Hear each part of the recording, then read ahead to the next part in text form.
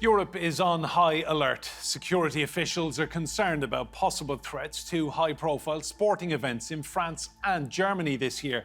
Just how real are these threats, and can these countries and others keep everyone safe?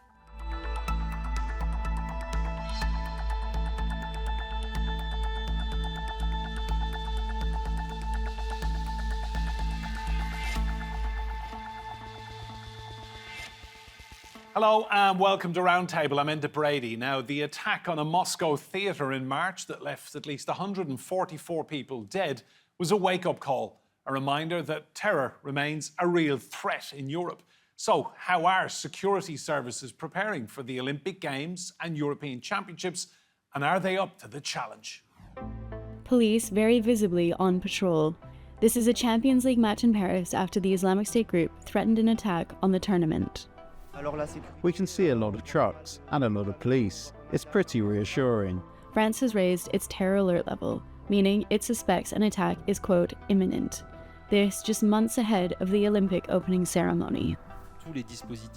All the security measures put in place for the 2024 Paris Games were at the highest level. There are unprecedented measures. Never has France anticipated as much and deployed as much security. Paris is drafting in extra forces and hopes to have 50,000 police and security contractors on the streets. But plans for an open-air opening ceremony along the River Seine have already been scaled back, with indoor contingencies in place if the threat level is deemed too high. But Spain's National Security Council warned of a real and direct risk of increased terrorist threats due to the wars in Gaza and Ukraine in a recent anti-terrorism report. And in late 2023, the EU's Home Affairs Commissioner warned of a huge risk of terror attacks because of radicalization caused by the war between Israel and Hamas. She therefore made another $35 million available to places of worship for protection. France has both the biggest Jewish and Muslim populations in Europe. Add to that an extra 13 million people for the Olympic Games, and the security challenges start to become self-evident. Well, let's meet our guests. Richard McNeil-Willson is a research fellow in global Muslim studies at the University of Edinburgh. He's also an expert in the study of extremism and radicalisation. Here with me in the studio is Dal Babu. He is a former chief superintendent in London's Metropolitan Police. And Nabila Ramdani. She's a journalist and the author of Fixing France, How to Repair a Broken Republic. You're all very welcome to Roundtable. Dal, I'll come to you first. How worried should we be? So many big sporting events in Europe this summer. Should we be concerned? I think we have to be concerned.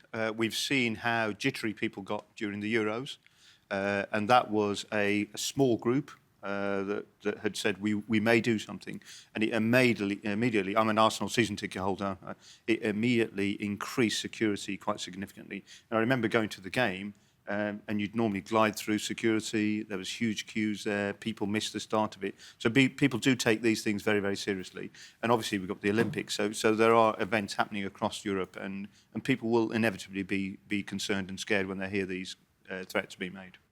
Nabila, you know France so well, you know Paris so well. Just tell me how the French are feeling in the run-up to the opening ceremony, which I saw is being scaled back because they're worried about security. Yes, there are big events coming up in Europe and especially in France, not least of all political ones, such as the European parliamentary elections in June, but also the Paris Olympic Games in the summer. And the French security forces are very jittery following what's happened in Moscow, the attack on the concert hall in late March, which killed 45 people and injured 500 people. And let's not forget that the concert hall attack in Moscow is not dissimilar to the one that happened in the Bataclan concert hall back in 2015. In both cases, it was very cruel. It was an unnecessary bloodbath. And you wouldn't consider those murdered as likely targets, let alone legitimate targets. And in this sense, you know, the two attacks are very comparable.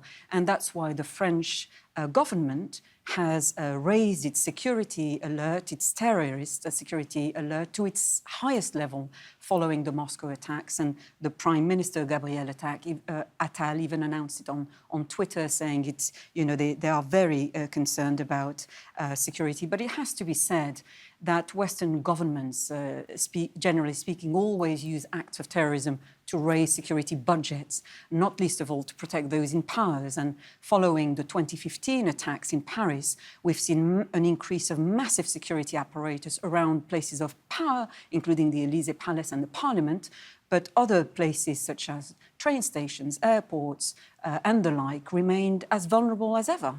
Well, France has indeed raised its terror threat level in the aftermath of that Moscow attack. So how are people feeling on the ground in Paris? Just have a listen to what people have been telling us. It's always worrying because you think Moscow is not far away. Tomorrow it could be us. So we're not worried, but you still tell yourself there must be something. Since we never know the truth, we don't know. There's already been an attack during the Olympics. There was one during a marathon. Obviously, these are worrying events in terms of security. I think that for the Olympic, French authorities are not ready at all. It might be a bit of a way to show France that they're taking matters in hand and that they're ready to host this type of sporting events, with the whole world who would travel here for that.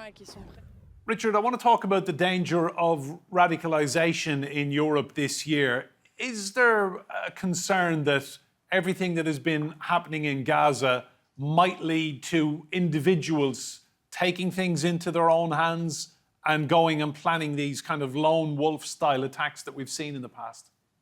Yeah, I mean, I think we need to be a little bit careful with some of the language here. I mean, a lot of the language that we've had coming out of the UK government, for instance, Robin Simcox very recently with the Commission for Countering Extremism said that we're now kind of entering this kind of radicalization or radicalizing moment that's comparable to 9/11. And I think we really need to kind of be quite careful around this idea. A lot of the radicalization, the extremism that came out of 9/11, a lot of that came out of the response from the UK, from the US, from Western countries, in the way in which they invaded Iraq, ignored international law, and caused a lot of instability in the Middle East, which ultimately led to a backlash and a kind of an impact and blowback in Europe. So I think we need to be very careful when we talk about the conflict that's going on in Gaza, what's going on in Palestine, not to assume that this is some kind of radicalizing moment, but to be aware that actually a lot of the way in which the UK conducts itself, the US conducts itself, Israel conducts itself, the international community, the West, will have a big impact on security, not just in the region, but also here. Richard, you mentioned 9/11. Well, in the years after 9/11, 2001, Europe was indeed hit with a series of deadly attacks. In 2004, bombs ripped through commuter trains in Madrid, killing 193 people. In 2005, 52 people were killed in terrible attacks in London, very similar. In 2015, employees of the French satirical magazine Charlie Hebdo were targeted in a shooting. 17 people killed then.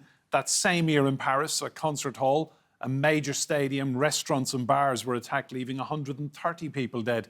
Manchester, 2017 in England, 22 people were killed when a suicide bomber attacked concert goers at Manchester Arena. And then we have, of course, this year in Moscow, those people who were killed in the attack on the Crocus City Hall music venue. I think one thing we should stress, Dal, is that the police, the security services, they're on top of their game. I know terrorists occasionally get through, but the police have to be at this level of expertise and brilliance every single day.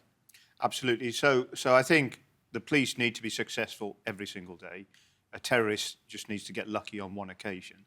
And I think what you've said is you've talked about mass events that have happened. So whether in the UK we've had obviously 2005, the 2017 Manchester Arena, and the events across Europe. But I think in addition to that, we've had lone wolves, and I think that's one of the differences that we've had from the old events, which were well organised. Quartermasters would get information in, get supplies in, and actually have a system in place to carry out an attack.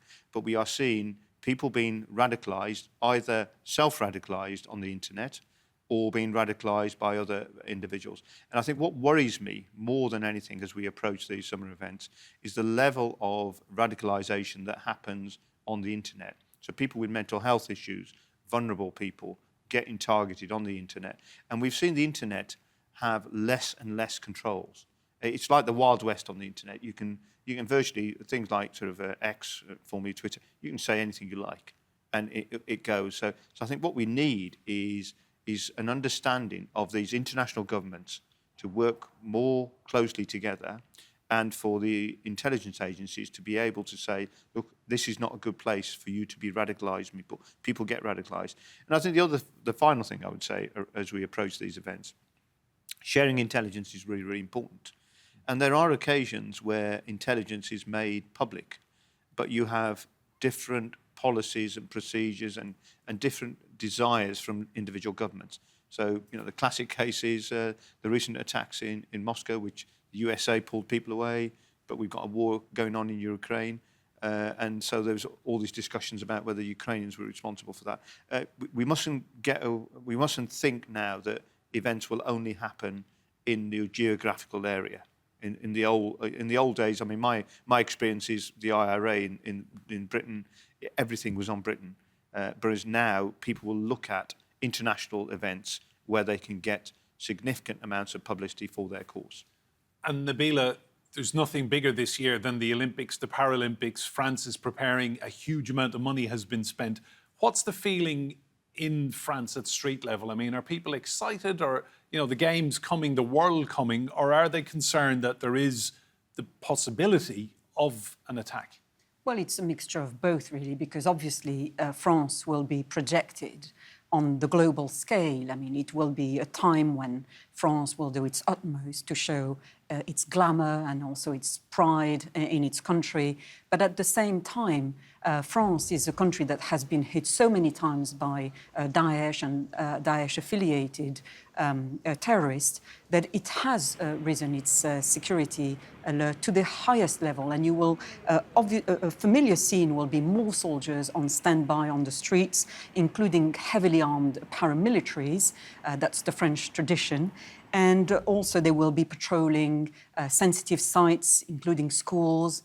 And the Prime Minister has announced that they have already thwarted two attempts by two terrorist attacks attempting to strike at the beginning of the year, including an attack on the city of Strasbourg, for example. So there are claims that there have been foiled terror attacks, not just in France, but also across the EU, not least of all in Vienna, in Austria, and indeed on the Christmas markets in Germany, in the Swedish parliament, for example. So you see capitals across Europe being very jittery indeed and raising their level alerts. And it has to be said that the duty of any government is to keep its citizens alive. So it's, raising their terrorist alerts to its heightened level is welcomed if there's a real and present danger of terrorist action that people need to be aware of.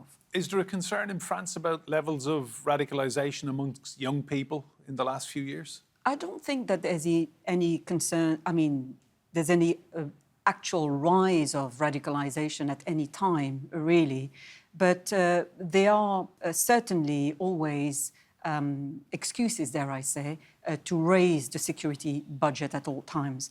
Not least of all because, as I said, France has been hit by terror attacks on a number of occasions. The last one, 2015, was quite dramatic. But you would also remember 2016 when a man drove literally a truck on the promenade in Nice, killing a number of people, including, a lot of mainly innocent people.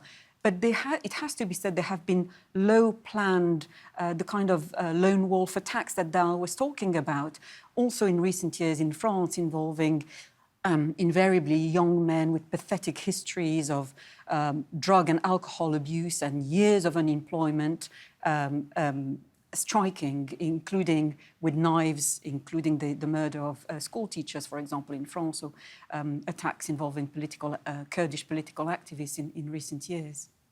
Richard, what's your reading of radicalisation levels in the UK at the moment? I mean, is it something that the government is particularly concerned about, or is this just the way it has been for many years?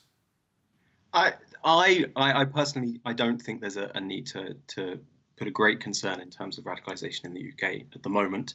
I don't see the current scene as being particularly prone towards radicalization, despite the fact that we're at a kind of a substantial terror threat in the UK, despite the fact that according to the government that we're at the kind of the highest level of threat since 9/11.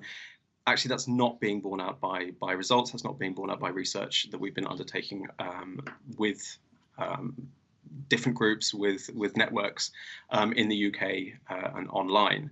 And I would just counsel a little bit of caution because it's very easy to talk about increasing the terror threat level. It's very easy to talk about increasing security, but that always comes at the trade-off of rights.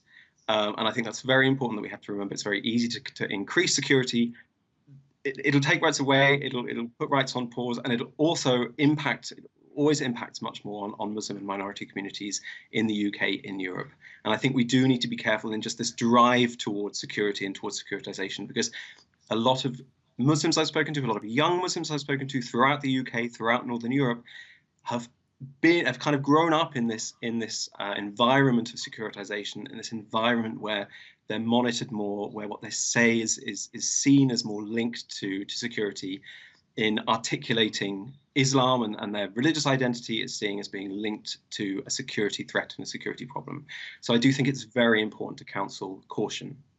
Richard, I want to talk about the PREVENT programme that the UK government operates. Just explain to us just how it is and how it's viewed in the Muslim community.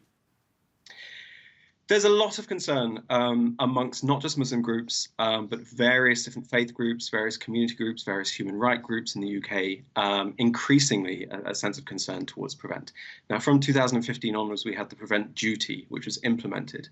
As a result of that, schools, educational institutions, universities, healthcare providers, judicial centres and prisons were all required to report on instances of radicalization and extremism. Now, as someone who's been in the field of researching radicalization and extremism for 10, 15 years, it is very difficult to identify what radicalization and what extremism is.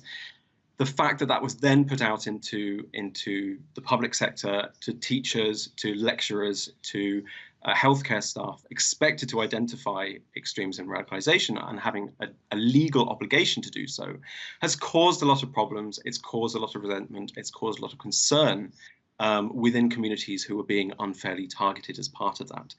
And now we kind of face a situation today where the UK government has released a new definition of extremism very recently that seems very much focused on activism, very much focused on targeting particularly Muslim activist groups and Islamic activists, and particularly those who are critical of PREVENT. And there's an awful lot of concern amongst different community groups, amongst faith groups, that they are being targeted as part of this. Dal, give us your reading of the PREVENT scheme, and obviously there is criticism of it. Yeah, and I think what we've seen is a lack of trust in PREVENT from many sections of the community. I think the challenge we have is we have seen lone wolf attacks where people are being self-radicalised. Certainly in the UK you don't see that the mass groups, but we've also seen the radicalisation of from the right wings, the far right.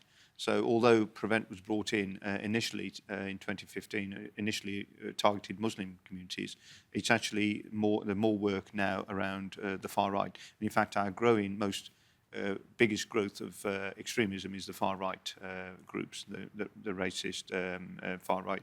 So there's some challenges. I mean, I always think it's ironic with PREVENT if in the UK, if you put toxic brand into a Google search, the first thing that comes up is the government's PREVENT strategy, because it is known as a toxic brand. So the introduction of PREVENT has been very, very challenging. But we also had, at the same time, we have to acknowledge that there are people who are dangerous, people who have been radicalised, and we need to make sure that we deal with them. But without having the confidence of the communities, and I agree that confidence in the community isn't there. It makes it more challenging. But we still have to deal with those individuals, whether that motivation for them to become radicalised is mental health issues. Nabila mentioned sort of drugs, criminality. There is no one pathway to being radicalised. I just want to go back to Richard. Richard, just one final word on PREVENT. I thought you were trying to get in there. I think what It's very well to talk about the concerns that there is about the far right. The Shawcross inquiry and the findings a year ago, William Shawcross very clearly said, let's focus more on Muslim communities. That's the clear problem. The clear problem is Islamism. It's not the far right. The government has accepted those suggestions from William Shawcross, which again has caused huge concerns amongst Muslim communities. The new definition of extremism seems to be more targeted amongst activism particularly around the conflict in Gaza, around Muslim communities. It's fine to say that more work is being done on the far right, but that's clearly not the direction of travel in terms of the politics of prevent that's coming down from the government and from the Home Office. And I think that's causing the real concern. Nabila, I want to talk about France again. Huge summer for your country, massive investment, everyone very excited. I mean, we hope and pray that the headlines are all about sport and achievement and gold medals come July and August. And some of them inevitably will be dominated by all those positive things.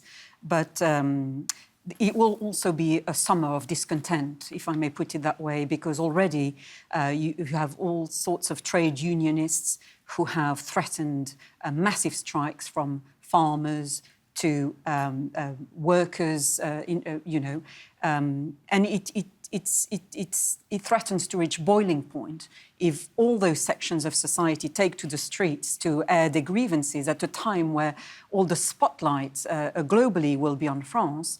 I mean, that obviously will be a very apt time for them to do so. Do you really but think it will people be in stretched, France, police. do you really think they will protest and strike and cause problems, given that the world is looking at France for a few weeks? Well, I think that would be the perfect timing if you want to draw attention to your grievances. But of course, the French will respond in the only way they know, which is by massively sending paramilitary troops on the ground and using tear gas and wielding, batons and using water cannons. And that won't be a good